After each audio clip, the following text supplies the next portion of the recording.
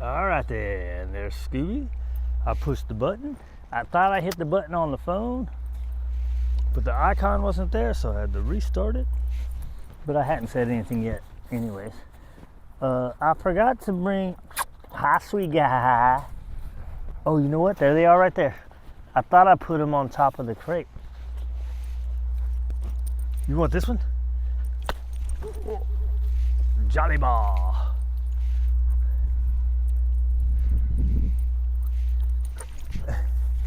Oh shit. Good job, buddy. So you could just sit on it. That's funny. You drop it down and then lay on it. Today's Sunday. It's his last day here. I don't think we're gonna make him do any work. Not that I made him do very much work, but you know, when you start when they're young, you get it in there pretty good, you don't have to do very much. It becomes maintenance, right? It's every here and there.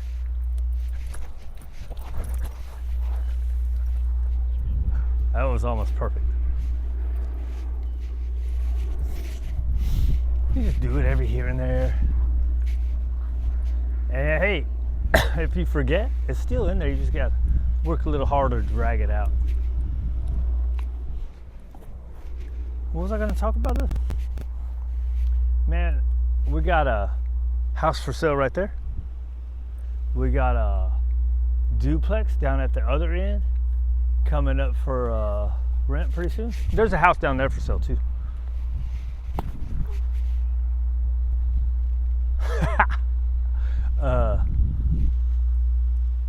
But I know the guy that moved out of the duplex, and so it's been raining, so I got these little shoe covers.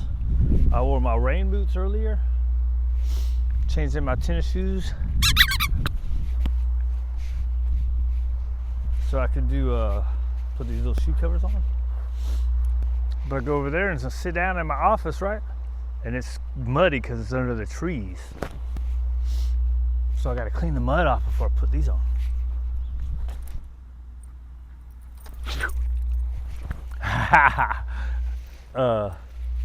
But anyways, he had a big old chunk of AstroTurf. Like, man, I wonder if it's still out there because I could put it from the bench to the top of the hill, right? Give me that.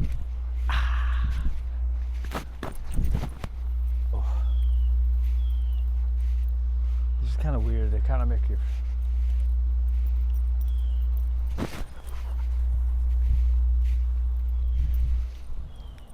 It probably smells like. Problem with that would be it smells like his dog, so they're gonna all pee on it. I think that's what happened. The Mexicans let the dogs pee right there. They let their dogs pee all over everything. People's tires. This guy's bike. I don't let the dogs pee on all that stuff. They want to. But anyways. So I guess they're all peeing over there anyway, so what difference would it make, right? Might as well get it, huh? You that tired, dude? You that tired? You gonna just walk? Just walk today? I think yesterday was all just walk too, right? We did a little work though.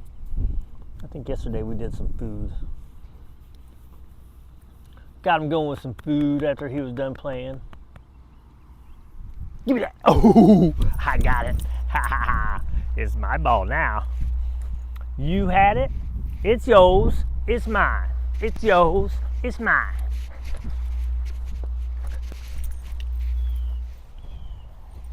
I don't think these are very good for trying to move. The shoe slides inside of it. I didn't notice that yesterday.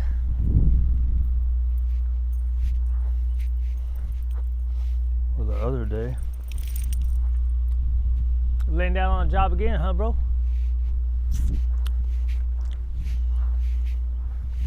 That's all it takes for us when we get old, huh? Just a little bit of intense exercise.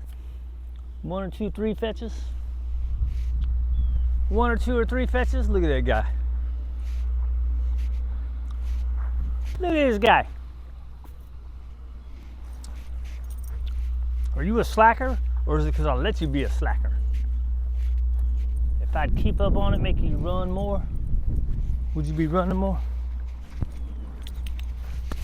Oh, there it is. Watch this. There it is. I tried to get the first one out in front of him. Not that he saw me throwing it. If they ever see you throw it, like, don't fake throw. Right? They see you throw it and then the toy's not out there, you're running the risk of making them not want to play. They're gonna go, oh, that dude's just fooling, man. Ain't no fun for me to run out there and not be a toy. Huh. Hi, buddy boys. That's a good dogs. You're such a good doggies. So this guy, I'm pretty sure his mom doesn't have him on it anymore. But this guy was a big truck and trailer chaser. And he pulled his mom and hurt her. And then, so I tried to do it just on a slip lead. Man, these dudes are strong, man. I don't even need these covers now, it's not wet. I'm gonna take them off. So she had a prong collar already. So I put him on it. Man, 2 or 3 corrections. He stopped going after him with me. I think he still did in the yard one time, but I think he wasn't on a leash, right?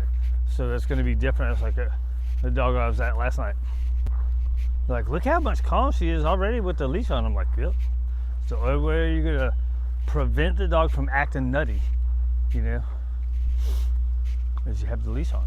Now we're practicing the dog being calm around, and then we can get rid of the leash. But anyways, I think he was doing really good. So she felt good about it, right? And then he went and chased it. That was not the time he broke his leg from it, but I think he almost got hit by it that time. But one time before, he had got run up on, trying to get the trailer. Right? So there's people that are telling you, hey, prong collars. Look, there's a lot of work to do redirection from, right, the kind of force-free way. And even then, you're running the risk of, is he ever going to be able to just be hanging out in the yard and then a trailer go by if you have only done that? Maybe, maybe not. But you correct that, hey, you multiply your chances of him not going for him, right? So anyways, that's his prong collar success story. And then, so for a while, like one time I asked her, I was like, well, I think it was when I was when I was stopping going over there. She's like, yeah, you know, I think we're good. And so I was like, are you ready to, or maybe it was before that. I was like, are you ready to go off the prong collar? And she's like, no, I don't think I will. But I think eventually she got there, right? You have to build your confidence back up. When stuff like that happens, and sometimes that happens, right? You get confident in the tool and you want to stick with it. And to me, that's no big deal. If you want to get away from the tool, then get away from it. If you want to stick with it forever because it's there, and if you need it, it's there, hey, stick with it. It's whatever makes the handler confident, right? If the tool is what's doing it, then that's okay until they get confident enough that they want to get rid of it, if they want to get rid of it. That's the way I look at it. That's the way I look at it, bros. All right, dude, you didn't play very much. It's a good thing walking is enough for you these days. Huh? He said walking's enough. Walking and chilling. So anyways, I think then she called to have him come over, you know, however many months later, and she told me she had gotten away from using a prong collar. It's cool. You want to use it, use it. You don't want to use it, you want to get off it. And then the the walk then goes back to crap, right? Everything regresses. Then you just go back to it.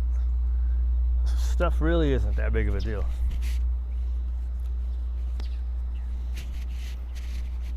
The most important thing is the handler's confidence. And you got people out there saying, oh, never use this, never use that. Hey man, if it helps the person and the dog be successful with each other, you use whatever the hell you want. You just use it properly, you know. And the people that are using it improperly, you know, they either haven't learned how to use those tools properly, or they're just not nice people in the first place. What was the thing I saw yesterday? Is